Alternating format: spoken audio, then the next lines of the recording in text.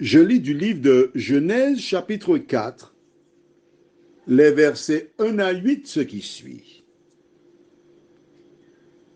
Adam connut Ève, sa femme. Elle conçut et enfanta Caïn. Et elle dit, j'ai acquis un homme de par l'Éternel. Elle enfanta encore son frère Abel. Abel fut berger et Caïn fut laboureur. Au bout de quelque temps, Caïn fit à l'Éternel une offrande des fruits de la terre. Et Abel, de son côté, en fit une des premiers-nés de son troupeau et de leur graisse. L'Éternel porta un regard favorable sur Abel et sur son offrande, mais il ne porta pas un regard favorable sur Caïn et sur son offrande.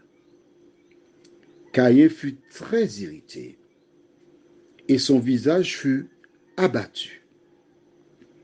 Et l'Éternel dit à Caïn, pourquoi es-tu irrité? Et pourquoi ton visage est-il abattu? Certainement, si tu agis bien, tu relèveras ton visage.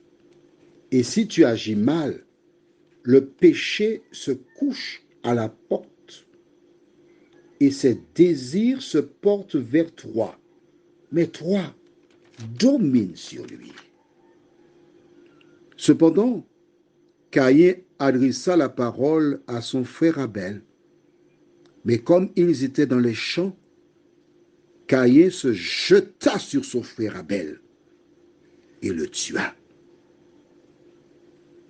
Prions. Notre Seigneur et notre Dieu, nous te remercions pour la parole qui sauve. Merci pour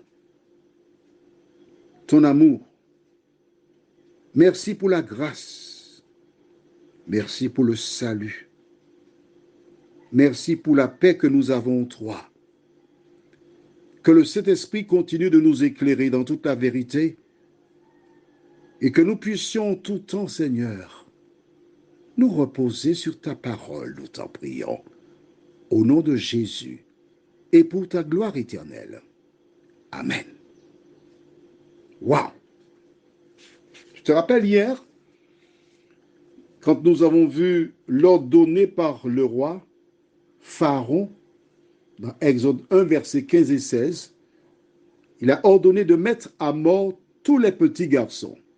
Et je t'ai expliqué que c'est l'ennemi, le diable, qui le poussa à mettre en place cette stratégie. Nous avons vu hier comment Dieu adressa la parole à Ève du mot au serpent, lui annonça que la postérité de la femme lui écrasera la tête. Parce qu'Ève et Adam commençaient à ressentir les conséquences du péché.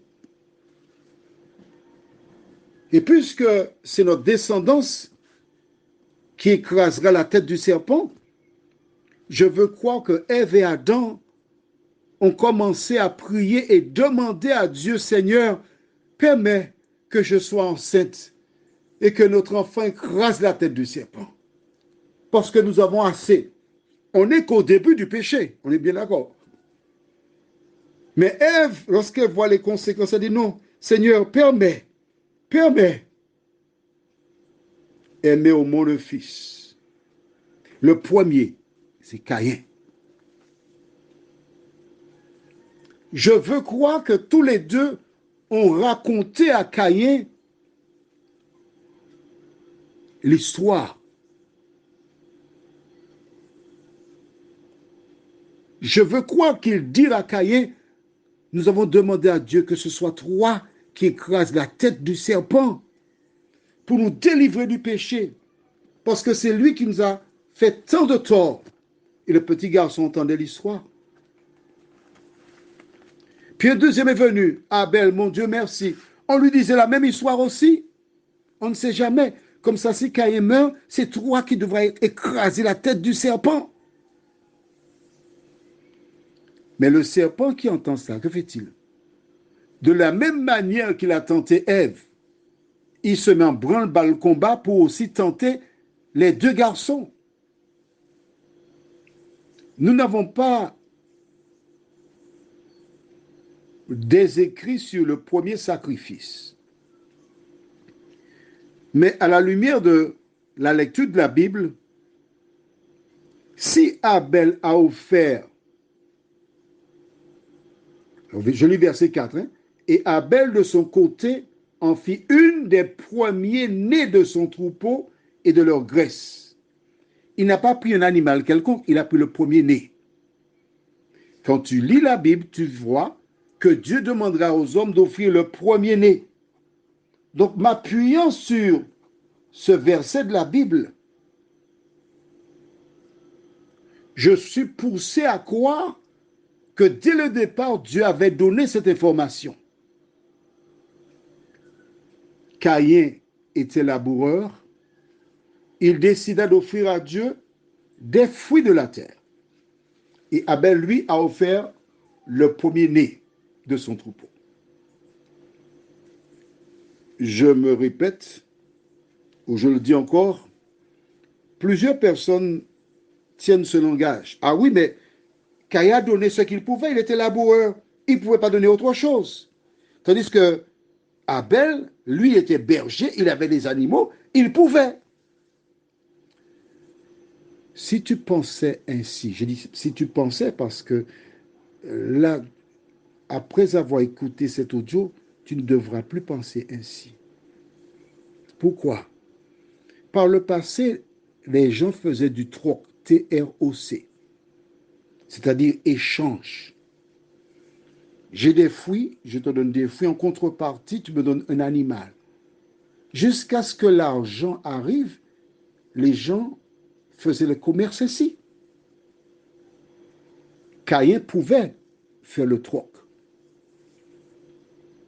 Il avait le choix, comme sa mère Ève avait le choix.